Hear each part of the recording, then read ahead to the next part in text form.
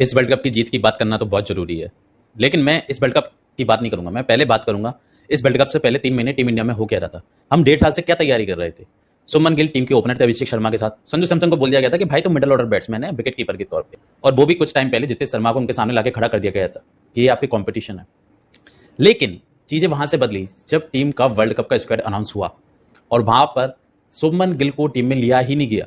देखो सीधी सी बात है, 2025 में सुमन गिल का T20 परफॉर्मेंस काफी एवरेज था और उस तौर पे उनको इस स्क्वाड से बाहर निकालना काफी बड़ा स्टेप था, क्योंकि वो ओडीआई और टेस्ट टीम के कप्तान थे।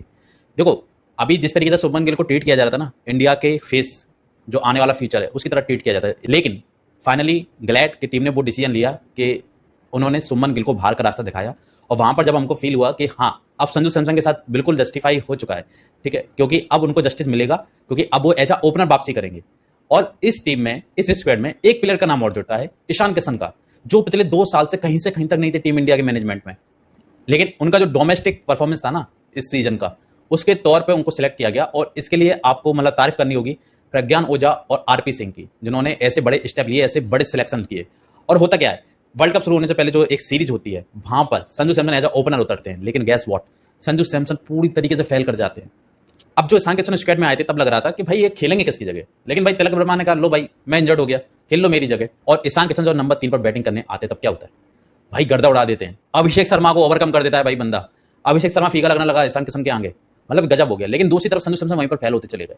और उस पॉइंट पे ना एज अ क्रिकेट फैन, ठीक है, मुझे लगा कि भाई नहीं भैया संजू सैमसन का भाई इंटरनेशनल कैरियर है ना वो ओवर हो चुका है, नहीं मिलेगा चांस अब। और अब इसमें कोई जस्टिस वाली बात रही नहीं, क्योंकि टूर्नामेंट, वर्ल्ड कप जैसे टूर्नामेंट से पहले सीधे सीधे 5 T20 मैच में होम ग्राउंड पे आपका फेल होना, ये अच्छे साइन नहीं होते हैं भाई, अच्छे साइन नहीं थे ये बिल्कुल भी। और होता क्या है, वॉर्म अप मैच में संजू सैमसन की जगह ईशान किशन ओपनिंग करते हैं और वहां पर वो गर्दा उड़ा देते हैं। भाई ईशान किशन के बैट से जो बॉल निकल रही थी ना, बहुत अलग लेवल की थी। मैंने तारीफ की है इससे पहले जो वीडियो बनाई थी ईशान किशन के बारे में। दूसरी चीज, अब यहाँ पर क्या होता है, वर्ल्ड कप चालू हो गया और ईशान किशन, अभिषेक शर्मा जो टीम इंडिया के अब मेन ओपनर बन के आ गए थे। चीजें ठीक नहीं चल रही थी, क्योंकि शुरू से ही अभिषेक शर्मा की जो परफॉर्मेंस है वर्ल्ड कप में वो डाउन हो गई, गिर गई, क्योंकि वो जो प्रेशर था ना वर्ल्ड कप का भाई, वो अलग ही उस बंदे पे आके देखा कि वर्ल्ड कप अलग चीज होती है, आईसीसी टूर्नामेंट अलग चीज होती है। 1 मैच, 2 मैच, 3 मैच, 4 मैच, लगातार हमारा जो पेयर था ओपनिंग पेयर वो लगातार फेल होता चला गया। और जब साउथ अफ्रीका के खिलाफ हमको करारी हार मिली, क्योंकि जो हार थी ना 76 रनों की हार थी, आपका जो रन रेट है ना वो नीचे आके गिर गया था। आप कहाँ वर्ल्ड कप जीतने के सपने देख रहे थे। लेकिन एज अ फैन भाई मैंने भी बोला था, मैंने भी अपनी वीडियो बनाई थी, उसमें बोला था कि इंडिया का भाई सेमीफाइनल भी क्वालिफाई करना मुश्किल है।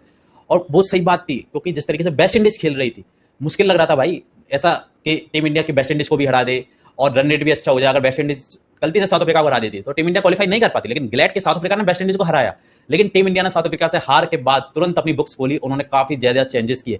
और मैं कह सकता हूं ये सबसे बड़े मूवमेंट्स थे इस टूर्नामेंट के, जहां टीम इंडिया ने साउथ अफ्रीका के हार के बाद जिस तरीके से रिस्पॉन्स किया। देखो मैच उनका जिम्बाब्वे के साथ था, लेकिन उनको तैयारी वर्ल्ड कप के हिसाब से, सेमीफाइनल के हिसाब से पुख्ता करनी थी, ठीक है। और यहां पर संजू सैमसन को बोला जाता है कि आप दोबारा ओपनिंग करेंगे। अब इस टूर्नामेंट में संजू सैमसन एक बार ओपनिंग तो कर चुके थे, उन्होंने 8 बॉल के अंदर 3 छक्के भी मारे थे, लेकिन वो पारी वहीं खत्म हो गई थी ना 22 रन पे। बात यह है कि संजू सैमसन की जो पारी है ना वो आगे बढ़ी नहीं रही थी, 20-22 रन, 25 रन, वहीं पर जाके संजू सैमसन आउट हो जाते थे। और उस मैच में भी वही हुआ। लेकिन जिम्बाब्वे के मैच में संजू सैमसन ने ज्यादा रन नहीं बनाए, लगभग मेरे ख्याल से 35-40 के आसपास का स्कोर किया, लेकिन इंपैक्टफुल रन थे कि टीम को जो एक शुरुआत चाहिए थी इतने टाइम से पूरे टूर्नामेंट में जो मिल नहीं रही थी ओपनिंग तौर पर, वो मिली। और वहां पर टीम इंडिया ने 200 रन क्रॉस करके जिम्बाब्वे को एक बड़ा स्कोर दिया। लेकिन उसके बाद कम से कम ये चीज समझ में आ गई थी कि अब लास्ट ऑफ द टूर्नामेंट के संजू सैमसन ही ओपनिंग करने वाले हैं, और शायद इस चीज की क्लैरिटी संजू सैमसन को मिल चुकी थी। और फिर क्या होता है, और फिर जो होता है वो मैं आपको नेक्स्ट वीडियो में बताऊंगा। और फिर इंडिया का मैच होता है वेस्ट इंडीज के साथ। भाई ये कोई छोटा मोटा मैच नहीं था, हाई प्रेशर गेम था, क्वार्टर फाइनल था।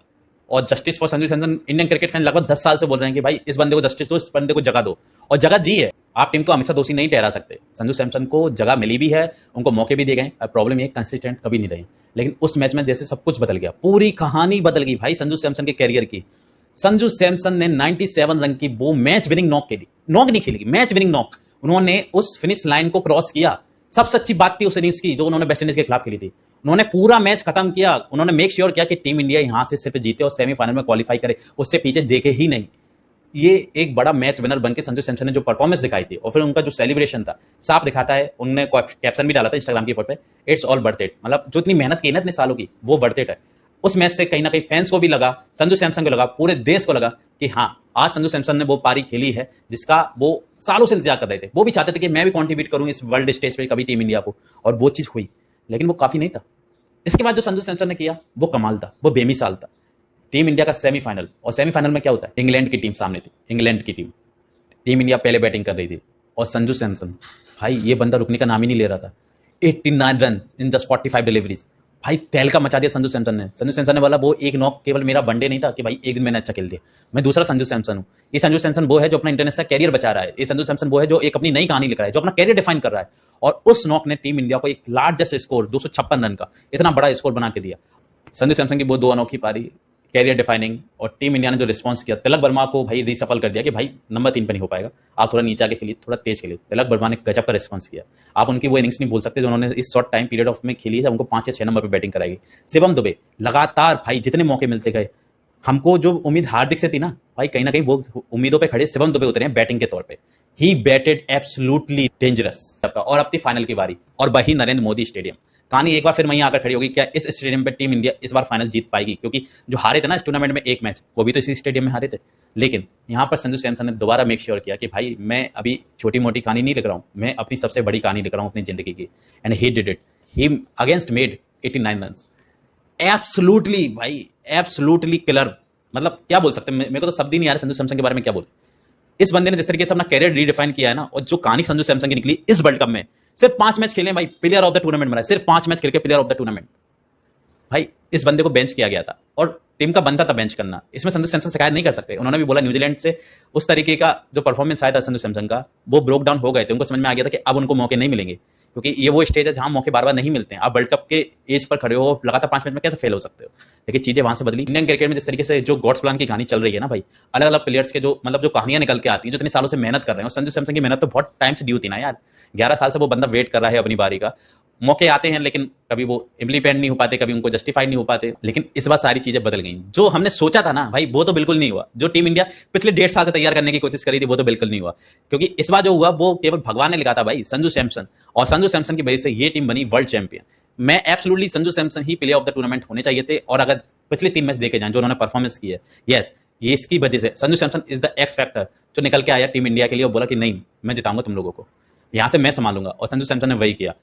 इसके अलॉन्ग साइड ईशान किशन, जिनके बारे में मैंने बोला कि भाई कहीं से कहीं नाम नहीं था, टीम में आए और भाई 317 रन बनाए हैं बंदे ने यार।